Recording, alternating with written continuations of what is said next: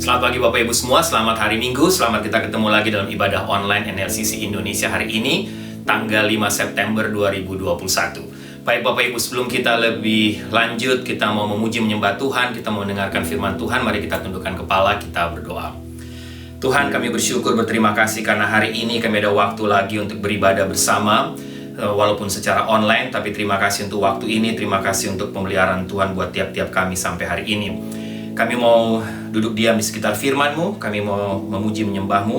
Hamba berdoa kiranya Engkau memberkati kami semua. Hamba percaya Engkau hadir di sini dalam ruangan ini, tapi Engkau juga hadir dalam ruangan Bapak Ibu. Engkau hadir di rumah dari Bapak Ibu semua yang sedang mengikuti ibadah online hari ini. Seluruh rangkaian ibadah kami hari ini mulai awal, pertengahan hingga akhirnya kami serahkan dalam tangan Tuhan. Tuhan hadir, Tuhan berbicara, Tuhan berkati supaya kami semua tanpa terkecuali kami diberkati Tuhan melalui seluruh rangkaian ibadah hari ini. Dalam nama Tuhan Yesus kami berdoa. Amin.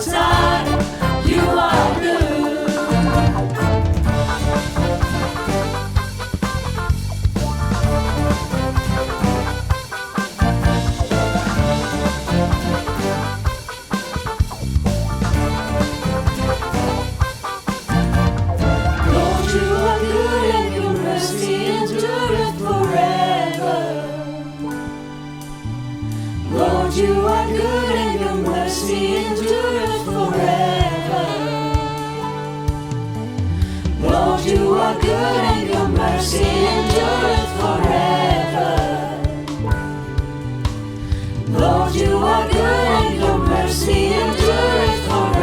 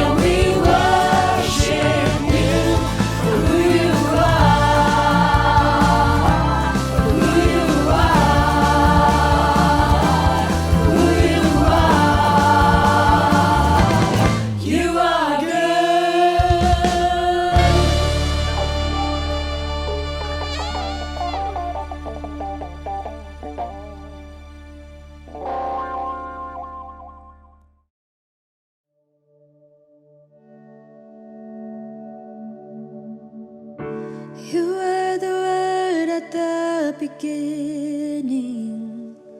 One with God the Lord Most High. Your hidden glory in creation, now revealed in you are Christ. What a beautiful name it is. What a beautiful name it is. The name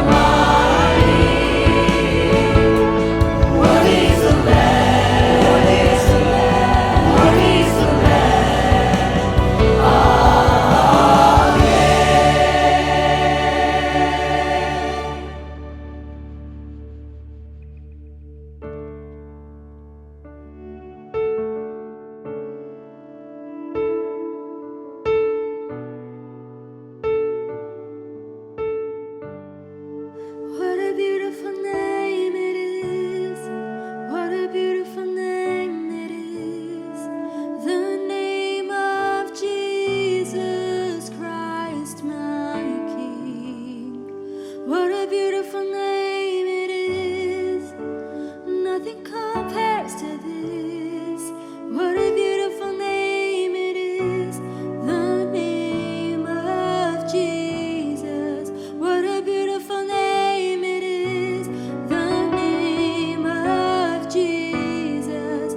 What a beautiful name it is. The name of Jesus.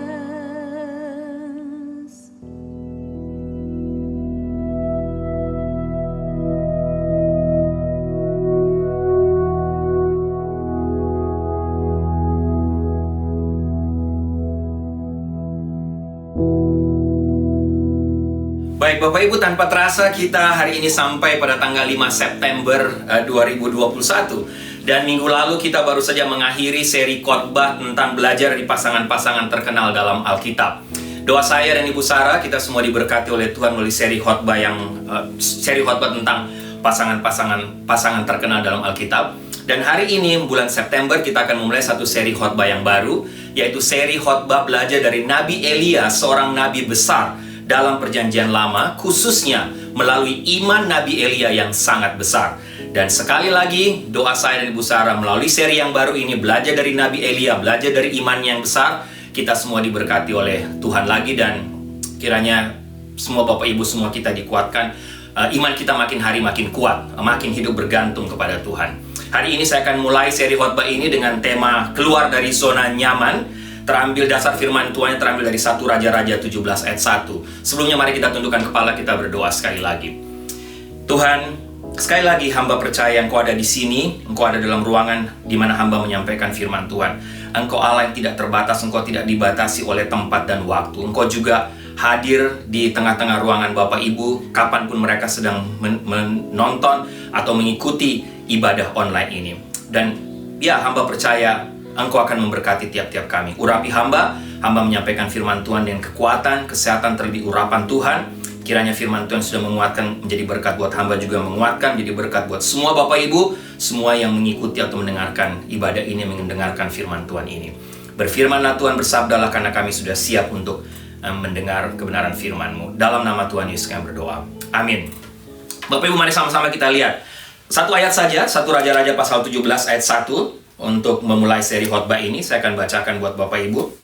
1 Raja-Raja pasal 17 ayat 1. Lalu berkatalah Elia orang Tisbe dari Tisbe Gilead kepada Ahab, demi Tuhan yang hidup, Allah Israel yang kulayani, sesungguhnya tidak akan ada embun atau hujan pada tahun-tahun ini, kecuali kalau ku katakan. Sekali lagi Bapak Ibu, 1 Raja-Raja 17 ayat 1.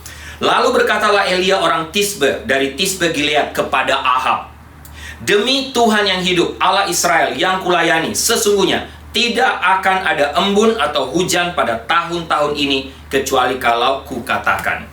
Bapak Ibu, saya tidak tahu bagaimana dengan Bapak Ibu, tapi saya secara pribadi punya jadwal harian yang saya komit untuk lakukan setiap hari. Dan komitmen ini sudah saya lakukan sejak saya buat atau saya berusaha untuk membuatnya sejak saya bertobat waktu kelas 5 SD Bapak Ibu. Khususnya komitmen setelah setiap kali saya bangun pagi, ya. Saya komit apa Bapak Ibu? Saya komit bangun pagi, langsung berdoa, baca Alkitab dulu saat teduh sebelum melakukan pekerjaan yang lain. Apalagi memang dalam keluarga saya dulu Bapak Ibu, saya sebelum menikah, saya bertumbuh di tengah keluarga yang secara konsisten tiap jam 5 pagi semua harus bangun dan duduk sama-sama dan renungan keluarga. Tiap jam 5 pagi.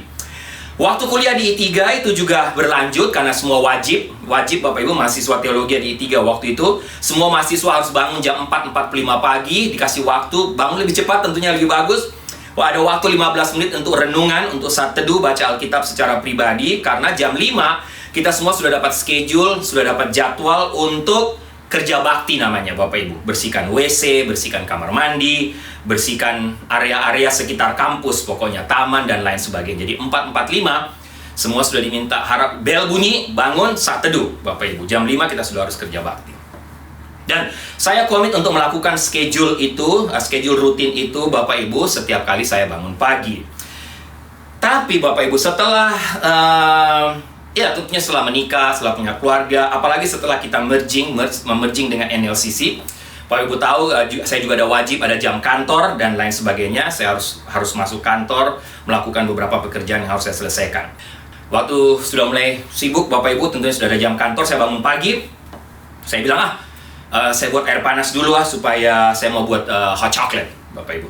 Habis buat itu, saya langsung bilang, saya lihat di tempat cucian, banyak piring yang kotor sejak tadi malam belum dicuci. Akhirnya saya cuci piring-piring yang kotor dulu, Bapak Ibu. Habis itu, setelah saya cuci piring, saya bilang, ini sudah jam sekian, lebih baik saya mandi dulu, ya kan? Saya langsung pergi mandi, Bapak Ibu, saya siap-siap. Habis saya mandi, saya lihat, baju ternyata pada kusut semua. Saya nggak ada baju yang siap untuk dipakai, jadi saya harus setrika dulu, Bapak. Jadi saya setrika. Habis setrika baju, Bapak Ibu, saya bilang, ya ampun, saya tadi ternyata baru buat air panas untuk buat hot chocolate, tapi ternyata saya belum sarapan. Saya sarapan dulu, Bapak Ibu. Pendek cerita, habis sarapan, jam sudah terlambat. Tidak ada waktu lagi saya untuk berdoa, untuk saat teduh, karena saya sudah harus siap-siap, sudah harus berangkat ke gereja, berangkat ke kantor. Nah, Bapak Ibu, ini hanya sebuah contoh kecil dalam hidup kita setiap hari, betapa mudahnya kita terganggu dari hal utama dalam hidup kita. Banyak kali hal-hal kecil yang kita kedepankan karena kita menganggap Karena kita menganggap itu jauh lebih penting. Atau mungkin inilah yang harus saya kerjakan dulu. Mungkin ini lebih baik saya kerjakan terlebih dahulu. Tapi akhirnya apa yang terjadi, Bapak Ibu? Semua itu hal-hal kecil tadi menarik perhatian kita, atau menarik Bapak Ibu dan saya, menarik kita makin hari makin jauh dari Tuhan, dan mengalihkan perhatian kita dari Tuhan. Karena saya yakin kita semua tahu apa yang paling penting, apa yang utama dalam hidup ini. Tentunya Tuhan. Tentunya sebelum kita melakukan segala sesuatu tiap hari, kita harusnya mengutamakan Tuhan, kita berdoa dulu, kita saat teduh dulu, kita membaca Alkitab, membaca firman Tuhan. Dan saya sebagai orang percaya, Bapak Ibu, saya yakin kita semua kita akan terus berhadapan dengan hal-hal duniawi, hal-hal di sekeliling kita yang akan merebut perhatian kita dari Tuhan. Dan hal-hal duniawi ini banyak kali lebih menarik hati daripada hal-hal tentang Tuhan dan kekekalan menurut kita. 1 Raja-Raja 17 ayat 1 jelas, Bapak Ibu, yang sudah bacakan tadi. Kalau Bapak Ibu baca bagian firman Tuhan itu dan kisah dari Nabi Elia selanjutnya, rupanya tidak demikian dengan Elia. Elia seorang nabi yang mengerjakan semua hal yang diperintahkan Tuhan kepadanya tanpa takut dan terganggu dengan hal-hal yang dapat membuat fokus pelayanan dia teralihkan kepada hal lain. Khususnya hal-hal dunia ini yang tidak penting. Ia atau Elia memberikan dirinya sepenuhnya kepada Tuhan dan memberikan teladan yang besar dalam hal hal imannya kepada Tuhan Allah Yahweh, Allah yang dia sembah. Bapak Ibu, mungkin Bapak Ibu katakan, ya Pak Riki, itu Elia, itu nabi besar dalam perjanjian lama. Dan konteks di mana Elia hidup dengan kita hidup sekarang tentunya sangat berbeda. Tapi Bapak Ibu jangan lupa, saya mengerti, saya tahu konteks berbeda. Tapi prinsip tetap sama, Bapak Ibu. Ingat, Elia juga nabi Elia memang nabi yang dipilih Tuhan, tapi dia juga manusia biasa. Pertanyaan untuk Bapak Ibu dan saya, apakah tantangan hidup di zaman Elia berbeda dengan tantangan hidup pada masa sekarang? Saya yakin mungkin konteks bentuknya berbeda, tapi prinsipnya tetap sama. Saya yakin Elia sebagai manusia biasa juga diperhadapkan dengan tantangan-tantangan yang tidak kecil, yang akan mengganggu imannya, mengalihkan perhatiannya dari Tuhan. Tapi rupanya tidak demikian dengan Elia. Itu yang ingin kita pelajari, Bapak Ibu. Oke, sebelum kita mulai lebih lanjut, sedikit latar belakang dari teks ini. Elia melayani di masa pemerintahan seorang raja dalam masa kerajaan Israel yang bernama Ahab, kita tahu. Dan Ahab adalah raja yang paling jahat yang pernah memerintah Israel. Dalam 1 Raja-Raja 16 ayat 33 dikatakan bahwa Ahab adalah raja Israel yang paling jahat di hadapan Tuhan. Bapak Ibu bisa lihat bagian firman Tuhan itu. Sejak zaman Daud sampai Ahab, Bapak Ibu lihat keluarga Israel atau kerajaan Israel hancur dengan begitu cepat. Anak Daud yang namanya Salomo mengambil banyak istri asing yang menyembah dewa-dewa palsu. Dan ini hanya berdampak kepada raja-raja Israel selanjutnya, raja-raja Israel setelah Salomo. Jadi waktu zaman Ahab, Bapak Ibu, Ahab berpikir, wow, ini berarti ini mungkin adalah langkah politik yang baik untuk saya dengan melihat kondisi ini di mana raja-raja sebelumnya mulai menyembah berhala, tidak lagi menyembah Allah Yahweh, menyembah dewa-dewa palsu. Ada baiknya saya menikahi seorang perempuan yang juga adalah penyembah berhala. Dan pendek cerita, Ahab menikahi Isabel yang adalah seorang penyembah Baal. Jadi ketika Isabel datang ke Israel menikah dengan Ahab, Ahab berharap bahwa Isabel dapat membawa dewa-dewa Baalnya, dan dewa-dewa Baal ini akan membawa keuntungan bagi Israel. Nah, Bapak Ibu, Pada masa itu, pemerintahan Ahab yang adalah raja terjahat dalam zaman dalam sejarah Israel menikah dengan Isabel yang adalah penyembah Baal. Pada masa itu, Elia hanyalah satu-satunya nabi yang takut Tuhan dan tidak takut pada perintah Raja Ahab. Ahab dan Isabel meminta semua rakyat pada waktu itu untuk menyembah Baal, tentunya sebagai pemimpin, dewa yang dibawa oleh Isabel. Siapa yang melawan akan berhadapan dengan hukuman mati. Ini jelas. Tidak menyembah dewa Baal, hukumannya mati. Oleh karena itu Elia, jika Bapak Ibu mengikuti kisah ini lebih jauh, Bapak Ibu lihat Elia sebenarnya tidak saja berhadapan hanya dengan Raja Ahab dan Isabel, tapi Elia juga berhadapan nantinya dengan 450 nabi Baal yang tunduk kepada Raja Ahab, tunduk kepada Raja Ahab, seorang raja yang jahat dan tidak takut Tuhan. Elia berdiri sendiri tanpa rasa takut. Kenapa? Karena di belakang dia tahu dengan benar, yaitu Allah Yahweh, Allah yang dia sembah. Bapak Ibu, menarik sekali karena bahan Elia ini selain sudah saya dan Ibu Sarah persiapkan sejak lama, tapi Bapak Ibu juga jujur tentunya, kita mempersiapkan firman Tuhan yang disampaikan dalam bulan-bulan ini, tentunya tanpa mengetahui apa yang akan terjadi, karena tentunya kita bukan seorang yang bisa melihat masa depan, tidak mengetahui apa yang akan terjadi atau sedang terjadi di masa-masa sekarang ini. Saya dan Ibu Sarah mempersiapkan bahan khotbah ini secara random. Kadang ada yang usulan saya lihat bagus, saya usulkan kepada Ibu Sarah. Kadang-kadang juga ada usulan Bu Sarah bilang ini bagus, kemudian kita berembuk bersama-sama, kita masukkan dalam schedule khotbah NLCC Indonesia. Tapi Bapak Ibu, yang membuat saya dan Ibu Sarah kagum tapi sekaligus membuat bulu kuduk berdiri adalah ketika kita mempelajari dan mempersiapkan khotbah ini tiap minggu, kok sangat cocok, bahkan benar-benar sedang menggambarkan situasi-situasi dunia sekarang. Apa yang terjadi ribuan tahun lalu, 2000, 4000, 6000 tahun lalu dalam zaman-zaman perjanjian lama, dikhotbahkan pada masa sekarang. Tapi ternyata situasinya sama. Itu juga sedang terjadi pada masa sekarang. Khususnya di tengah negara di mana kita sedang hidup sekarang, Bapak Ibu. Saya hanya bilang ke Ibu Sarah, itu berarti Tuhan tahu bahwa memang bagian firman Tuhan yang kita sampaikan 1-2 tahun terakhir atau belakangan ini benar-benar firman Tuhan yang paling tepat untuk menguatkan kita, keluarga kita, tapi juga menguatkan semua jemaat dan semua orang yang sedang mengikuti ibadah ini. Sehingga Bapak Ibu coba perhatikan sekarang, bukankah kita memang sedang berhadapan dengan berbagai macam ilah-ilah zaman ini? Saya tidak ada waktu untuk menyebutkan satu persatu. Kita berhadapan dengan pemimpin-pemimpin, bahkan hukum-hukum yang tidak takut Tuhan, dan jelas-jelas berlawanan dengan kitab suci. Nah, di tengah situasi dan kondisi ini Bapak Ibu, kita semua dapat memilih. Kita mau tunduk atau kita melawan. Dalam kisah ini, Elia jelas memilih apa? Melawan. Walau nyawa jadi taruhan dia, Elia tidak takut karena dia tahu siapa pelindung dia tahu siapa Allah yang dia sembah. Sehingga Bapak Ibu, dari bagian ini kita akan melihat sama-sama dari bagian firman Tuhan 1 Raja-Raja 17 ayat 1 ini, dalam bagian pertama dari seri khotbah ini. Kita akan sama-sama melihat, saya menemukan paling tidak ada 3 hal yang dilakukan Elia yang menunjukkan imannya yang sangat luar biasa itu. Dan karena iman yang luar biasa itulah sehingga Elia tidak tinggal diam, kalau saya boleh katakan dalam zona nyamannya. Dia keluar dari zona nyaman itu.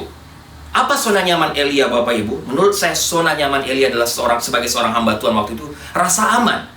Untuk apa dia berhadapan dengan Ahab? Untuk apa dia berani-beraninya menemui Ahab? Dia tinggal aja. Yang penting dia lakukan pekerjaan Tuhan, tenang-tenang, dia aman. Dan juga rasa zona nyamannya adalah latar belakangnya sendiri. Nanti saya jelaskan kepada Bapak Ibu. Dia merasa dia bukan orang terpandang. Dia bukan apa-apa dan bukan siapa-siapa.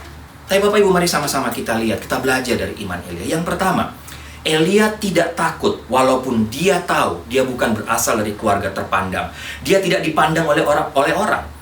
17 ayat 1a, pasal 17 ayat 1a, lalu berkatalah Elia, Alkitab katakan apa? Orang Tisbe, dari Tisbe Gilead kepada siapa? Gilead, kepada Ahab. Nama Elia sendiri berarti Yahweh adalah Allahku atau Yahweh is my God. Pada masa itu jika seorang nabi berasal dari Tisbe Bapak Ibu, itu berarti dia tidak memiliki pengaruh apa-apa bagi pemerintah pada waktu itu, bagi kerajaan Israel. Tidak dianggap kalau berasal dari daerah itu.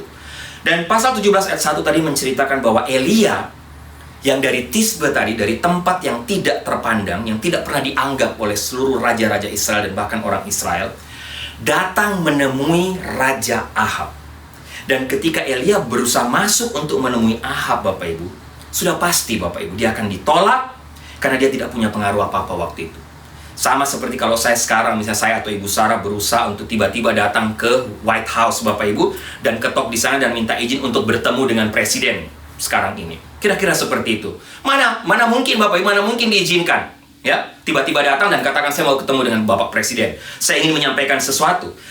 Mustahil Bapak Ibu, kira-kira begitulah zaman Elia pada waktu itu. Tapi Elia tahu dengan persis satu hal. Dia diutus Tuhan, dia dipanggil Tuhan untuk melayani di Israel pada masa pemerintahan Ahab, raja yang jahat pada waktu itu. Dan dia datang menemui Ahab karena dia tahu jelas dia diperintah oleh Tuhan.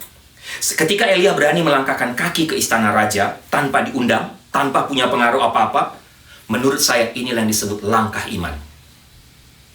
Ayat 1 dibuka dengan memberitahukan asal-usul Elia, orang Tisbe yang saya katakan tadi, Tisbe Gilead. Dan biasanya ketika nama nabi ditulis, kalau Bapak Ibu perhatikan perjanjian lama, selalu dituliskan nama nabi dan nama orang tua dan suku asalnya.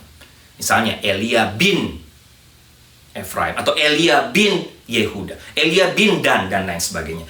Tapi dalam bagian firman Tuhan ini, Elia tidak disebut asal-usulnya, tidak disebut orang tua dan suku asalnya. Tidak ditemukan dalam perjanjian lama, juga dalam perjanjian baru, siapa nama orang tua Elia, dari mana dia berasal, dari keturunan mana dia, tidak pernah disebutkan. Sehingga Bapak Ibu, Elia benar-benar tidak dipandang. Tapi Elia tetap datang kepada Ahab. Elia tidak takut ketika latar belakang hidupnya dan dirinya tidak dipandang oleh Ahab, raja yang terkenal paling jahat sepanjang sejarah Israel. Dia maju dan dia menyampaikan pesan Tuhan yang sangat keras kepada Ahab. Bapak Ibu bisa lihat yang saya baca tadi ayat 1. Hal yang sama pernah terjadi dalam kisah hidup Daud, Bapak Ibu. Seorang anak muda yang tidak dipandang baik dalam keluarganya karena dia yang paling muda, tidak punya pengalaman dalam berperang, maupun di mata Israel dan di mata Raja Saul pada waktu itu. Tapi Daud tidak takut walaupun dia tidak dipandang manusia. Tapi dia tahu dia dipandang oleh Allah. Dan itu yang jauh lebih penting. Dan itulah yang membuat Daud berani menghadapi Goliat ketika tidak ada satupun panglima perang Israel yang berani menantang Goliat pada waktu itu. Bapak Ibu, dari bagian pertama ini apa aplikasi buat kita? Jangan lupa Bapak Ibu, dan ingat latar belakang hidup kita tidak seharusnya mempengaruhi iman dan keberanian kita bagi pekerjaan Tuhan. Apapun pandangan manusia terhadap kita tidaklah lebih penting dari pandangan Tuhan terhadap kita, terhadap Bapak Ibu dan saya. Jika Tuhan memandang kita penting dan berarti, maka itu jauh-jauh lebih berharga dari pandangan manusia, sehebat apapun manusia tersebut. Bapak Ibu, saya pernah membaca sebuah artikel menarik tentang biji sesawi. Bapak Ibu tahu biji sesawi dalam perumpamaan biji sesawi. Tuhan Yesus katakan, walaupun imanmu hanya sebesar biji sesawi pun kamu dapat memindahkan gunung. Menarik Bapak Ibu, saya baca artikel ini. Seorang filsuf Inggris bernama Thomas Carlyle. Dia bukan orang Kristen dan pernah mengatakan kalimat ini. Setiap gerakan luar biasa di dunia ini dimulai dari satu hal kecil. Bahkan orang-orang dunia pun bijaksana dan tahu hal itu, menurut Thomas. Setiap gerakan luar biasa dimulai dari hal kecil. Seberapa benar hal itu? Katanya, rupanya Carlyle sudah belajar sesuatu dari sejarah.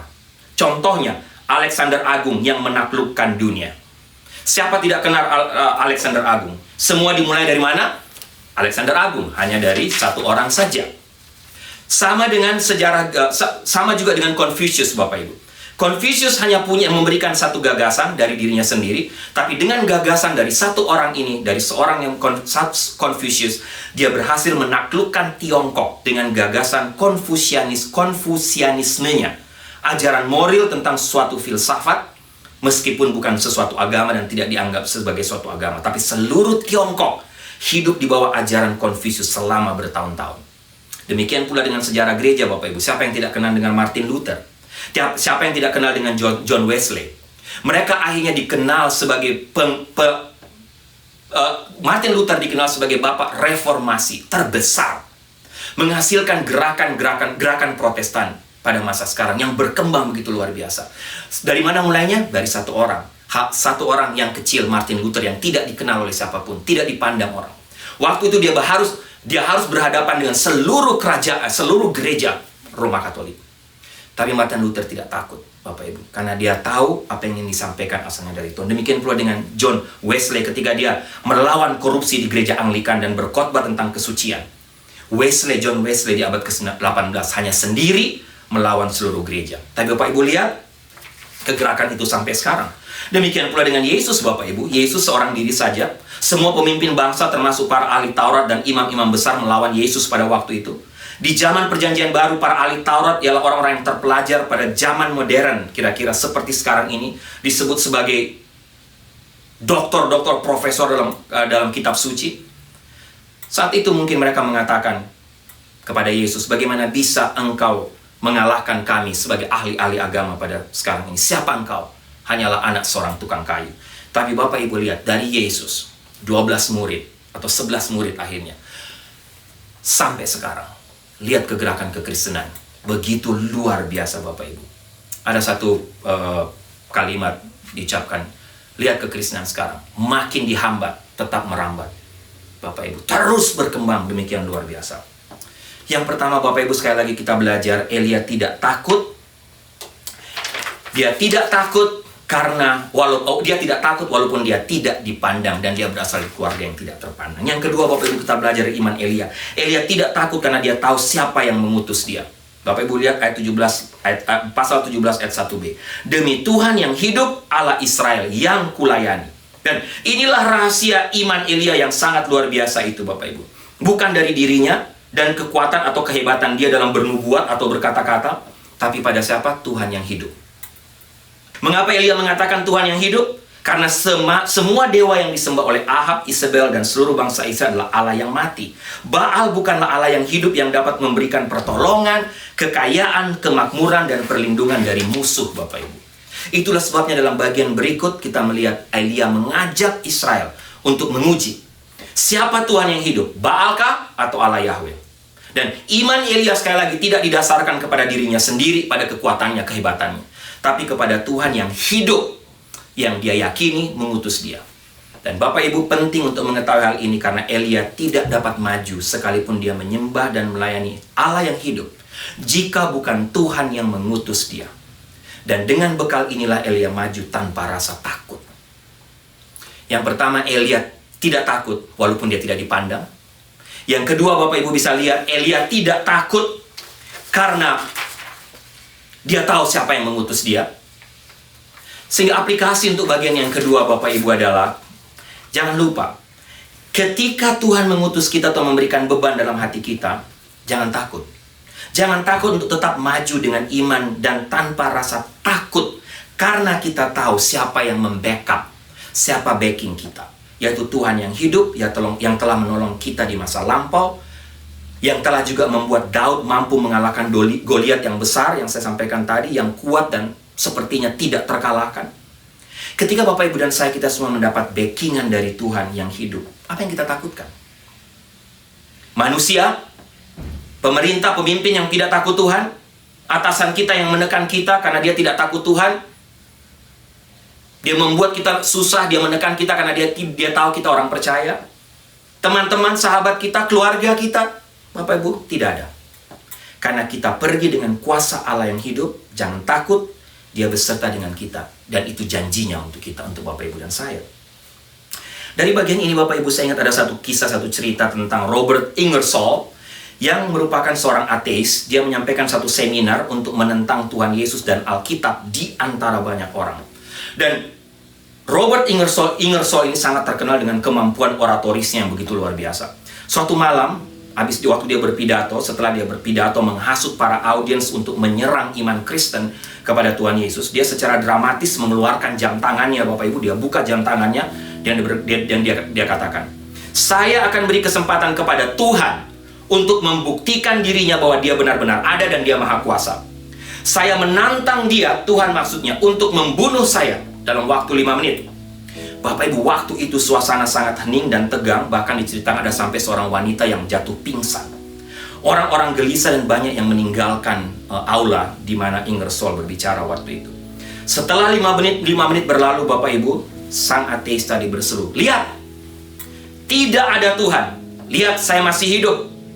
Sesudah ceramah itu selesai, ada seorang pemuda berkata kepada seorang wanita Kristen yang juga hadir pada waktu itu, kamu lihat, Ingersoll benar-benar melakukan hal yang luar biasa malam ini. Dia membuktikan bahwa Tuhan itu tidak ada. Wanita Kristen itu menjawab dengan kalimat yang sangat bijak dan sangat luar biasa, Bapak Ibu. Apa yang dia katakan? Ya, Dia telah membuktikan bahwa Tuhan yang hidup itu bukan budak dia, dan tidak menerima dan tunduk pada perintah seorang ateis seperti dia. Pada malam ini, saya justru makin percaya, keluar dari tempat ini saya makin percaya bahwa Tuhan yang saya sembah itu ada dan hidup. Bapak Ibu, Allah yang kita sembah dan yang Elia sembah adalah Allah yang sama, Allah yang hidup. Dan kepada Allah yang hidup itulah iman Elia. Dan iman kita semua bertopang. Yang ketiga, yang pertama, Elia tidak takut walaupun dia tidak terpandang. Yang kedua, Bapak Ibu, Elia tidak takut karena dia tahu siapa yang mengutus dia. Dan yang ketiga, yang terakhir, Elia tidak takut menyampaikan pesan Tuhan terbagi atau kepada pemimpin yang tidak takut Tuhan. Lihat ayat 1 bagian terakhir. Sesungguhnya tidak akan ada embun atau hujan pada tahun ini kecuali kalau kukatakan. Bapak Ibu lihat, berita yang Elia harus sampaikan bukan kabar gembira, bukan kabar yang menyenangkan, bukan kabar tentang berkat. Walaupun belakangan ini orang senang mendengar khotbah-khotbah yang berbicara tentang berkat, orang tidak mau mendengar khotbah tentang neraka, tentang air jam, tentang dosa. Bukan kabar tentang kemenangan terhadap musuh, tapi apa Bapak Ibu? Kabar celaka.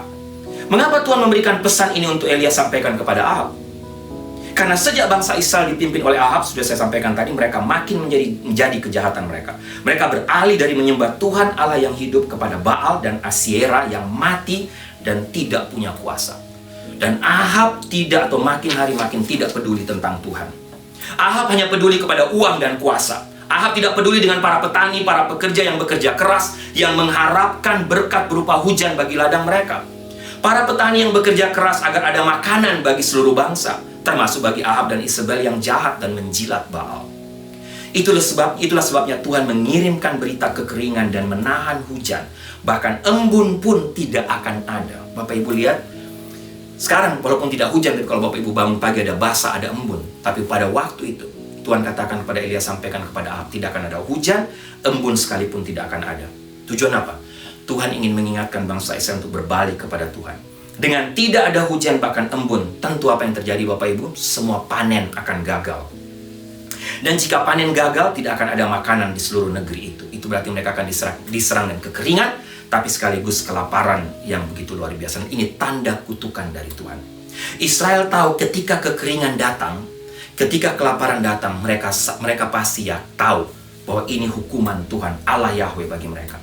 Itulah mereka sadar mereka harus berbalik, dan dengan berita itu Elia berusaha membawa mereka berbalik kepada Tuhan, menyembah Tuhan saja dan bukan Baal yang mati. Dan sekali lagi, inilah iman yang luar biasa. Bapak Ibu, tidak takut karena walaupun tidak terpandang, tidak takut karena dia tahu siapa yang mengutus dia. Dan dia tidak takut walaupun harus menyampaikan berita kebenaran kepada pemimpin yang tidak takut Tuhan. Elia tidak hanya mempertaruhkan nyawanya saat dia melawan dewa-dewa Isabel, tapi dia juga mempertaruhkan imannya. Elia tidak memiliki kendali atas cuaca, Bapak Ibu, jangan lupa. Tapi siapa? Tuhan yang mengutus dia. Allah Yahweh, dialah yang mengendalikan cuaca. Sehingga dialah yang juga sedang mengendalikan Elia untuk berbicara pada waktu itu. Sehingga kesediaan Elia untuk menghadapi Raja Ahab adalah hasil sampingan dari kehidupan doa dan iman Elia menurut saya, Bapak Ibu. Dia berdoa untuk bencana nasional, dan Bapak Ibu bisa bayangkan tidak ada hujan selama 3,5 tahun, bahkan embun sekalipun. Elia berdoa agar semua orang menjadi tidak nyaman secara fisik. Tapi apa yang terjadi dengan diri Elia sendiri? Seluruh bangsa Israel kena hukuman, tapi Tuhan memelihara Elia selama masa kekeringan itu dengan mujizat demi mujizat. Tuhan membawa Elia pergi menjauh dari rencana Ahab untuk membunuhnya ke tempat terpencil dan menyediakan makan minum bagi Elia selama masa-masa kering tersebut. Tuhan menghukum bangsa Israel, tapi Tuhan pelihara Elia, Bapak Ibu. Ini mujizat, ini sesuatu yang luar biasa. Aplikasi dari bagian ini sebelum kita menutup. Dalam hidup kita khususnya di masa sekarang, kita semua, Bapak Ibu dan saya, dituntut untuk memiliki iman seperti Elia. Khususnya di tengah zaman seperti sekarang ini. Iman yang tidak takut kepada manusia sebesar apapun kekuasaannya. Iman yang melampaui keberadaan kita yang mungkin tidak dianggap oleh dunia ini. Iman yang berani menyampaikan suara kebenaran dan teguran walaupun nyawa kita menjadi taruhannya. Saya tahu tidak gampang, tapi Bapak Ibu, kita tidak usah takut. Karena jika kita berani menegur dan bicara kebenaran, walaupun mungkin kita tidak disukai oleh orang, kita pasti dilindungi dan dipelihara oleh Tuhan dari segala hal jahat dan serangan balik kuasa si jahat seperti yang terjadi terhadap Elia. Saya percaya apa yang terjadi pada Elia dan Israel pada ribuan tahun lalu sedang terjadi pada saat ini. Karena itu melalui firman Tuhan dan khususnya melalui seri khotbah belajar dari Nabi Elia ini, saya dan Bu Sarah sekali lagi semua kita berdoa supaya kita dikuatkan, diteguhkan untuk tidak takut. Milikilah iman yang dimiliki Elia, Bapak Ibu. Maju terus karena Tuhanlah yang menjadi backingan kita, Tuhan yang menjadi pelindung kita, dan Tuhanlah yang memelihara kita. Memelihara Bapak Ibu dan saya di tengah situasi-situasi sesulit apapun. Bapak Ibu, sebelum saya tutup dalam doa, tentunya menjadi pertanyaan tantangan buat kita semua. Mari kita semua merenungkan dan mengevaluasi diri kita masing-masing. Apa saja yang sudah menjadi zona nyaman kita? Kekayaankah? Kedudukankah alias pekerjaan? Tempat atau negara di mana kita hidup, kita tinggal? Kemalasan, keluarga? Atau mungkin sama dengan Elia, rasa aman, ngapain saya repot, ngapain saya susah-susah melawan yang tidak benar? Apalagi saya, siapa saya? Tapi Bapak Ibu sekali lagi, jangan sampai zona nyaman kita membuat kita takut untuk berkata benar dan takut untuk bertindak yang benar. Masalahnya adalah hidup kekekalan kita menjadi taruhan. Hanya dua pilihan kita, tunduk atau melawan, menyembah Allah Yahweh atau menyembah Dewa Baal. Berani berkata benar atau diam dan dikalahkan oleh kekuatan lain, oleh pandangan lain, oleh value lain yang secara jelas bertentangan dengan kitab suci. Mari kita tundukkan kepala, kita berdoa. Tuhan, kami bersyukur, berterima kasih sekali lagi untuk kebenaran firman Tuhan hari ini. Hamba terbatas untuk menyampaikan, terbatas untuk menggali lebih jauh. Tapi Bapak Ibu, paling tidak apa yang sudah menjadi berkat menguatkan hamba secara pribadi telah hamba sharekan kepada semua Bapak Ibu. Dan kiranya apa yang hamba bagikan melalui kebenaran firman Tuhan, bagian pertama dari seri khotbah tentang Nabi Elia ini, kembali berbicara, menantang dan menguatkan tiap-tiap kami lagi. Dan kiranya melalui iman besar, iman yang luar biasa dari Elia yang tidak pernah takut, menjadi berkat menguatkan kami semua lagi hari ini. Terima kasih untuk firman-Mu Tuhan. Dalam nama Tuhan Yesus kami berdoa. Amin.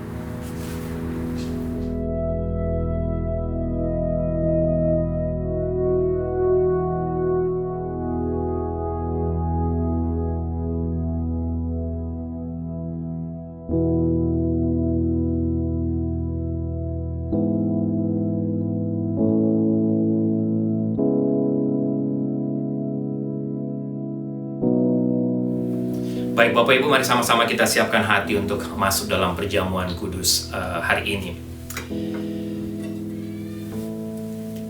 Jemaat yang kekasih, Bapak Ibu sekalian, roti yang kita pecah-pecahkan ini mengingatkan kita akan tubuh Kristus yang diserahkan bagi kita untuk menebus kita.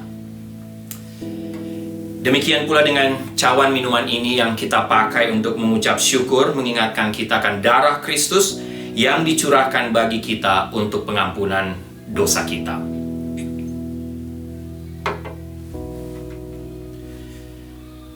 Baik Bapak Ibu, Bapak Ibu bisa sambil duduk, tapi Bapak Ibu juga bisa sambil berdiri. Bapak Ibu bisa menyiapkan roti, pegang roti di tangan kanan Bapak Ibu.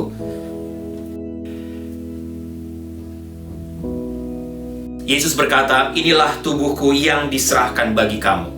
Perbuatlah ini menjadi peringatan akan aku. Makanlah."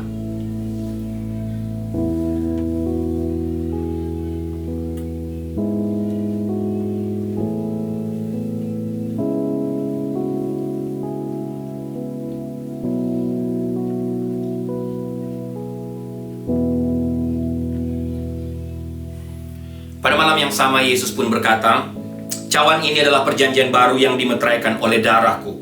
Perbuatlah ini setiap kali kamu meminumnya menjadi peringatan akan aku. Minumlah."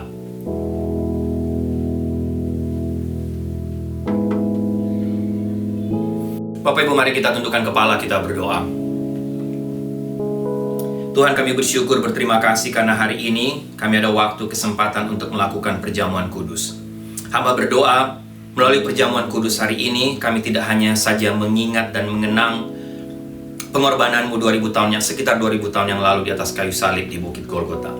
Tapi melalui perjamuan kudus hari ini, kami semakin mengerti bahwa kalau bukan Engkau mati di atas kayu salib, kalau bukan karena darah-Mu yang tercurah di Bukit Golgota, kalau bukan karena tubuh-Mu yang hancur di Bukit Golgota, kami semua tidak bisa mendapatkan keselamatan kekal. Oleh karena itu, Tuhan, hamba berdoa supaya melalui perjamuan kudus hari ini, kami sama-sama tidak saja diingatkan kembali, tapi kami mau sama-sama mengambil komitmen baru, mengambil keputusan baru, resolusi baru.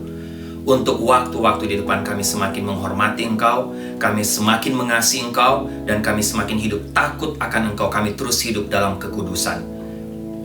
Terima kasih Tuhan, terima kasih untuk pengorbanan-Mu di atas kayu salib. Terima kasih untuk keselamatan kekal yang Kau berikan kepada tiap-tiap kami. Dalam nama Tuhan Yesus kami berdoa. Amin. Baik Bapak Ibu, doa saya kita semua diberkati oleh kebenaran firman Tuhan hari ini, juga melalui seluruh rangkaian ibadah hari ini, termasuk melalui perjamuan kudus hari ini. Ya, kita terus saling mendoakan Bapak Ibu, supaya Tuhan terus memelihara, menjaga, melindungi kita semua. Dan Tuhan kiranya terus menguatkan Bapak Ibu, dan kiranya melalui tiap-tiap firman Tuhan yang Bapak Ibu dengar, yang disampaikan oleh tiap-tiap ibadah dari NLCC Indonesia ini bisa menjadi berkat, menguatkan Bapak Ibu semua, menguatkan kita semua, khususnya di tengah situasi-situasi yang di tengah dunia ini yang makin hari makin sulit, makin menantang iman kita. Jemaat yang kekasih, tundukkanlah kepalamu, arahkanlah hatimu kepada Tuhan, dan terimalah berkat Tuhan.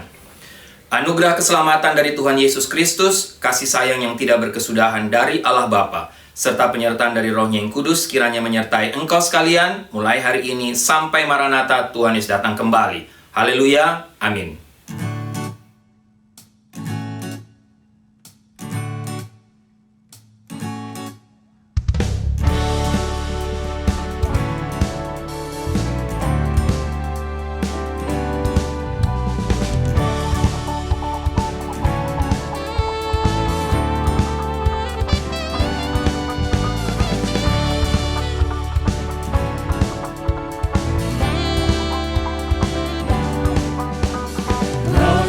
Good and your mercy endureth forever. Lord, you are good and your mercy endureth forever. People from every nation and tongue, from generation to generation, we worship you. Hallelujah, hallelujah, we worship you for who you are. We worship you. Hallelujah, hallelujah, we worship you for who you are. You are good.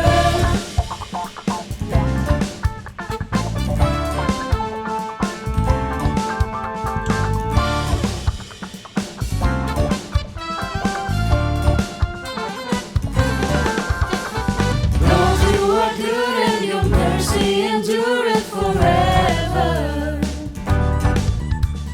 Lord, you are good and your mercy endureth forever. People from every nation and tongue, from generation to generation, we worship you. Hallelujah, hallelujah, we worship you for who you are. We worship you.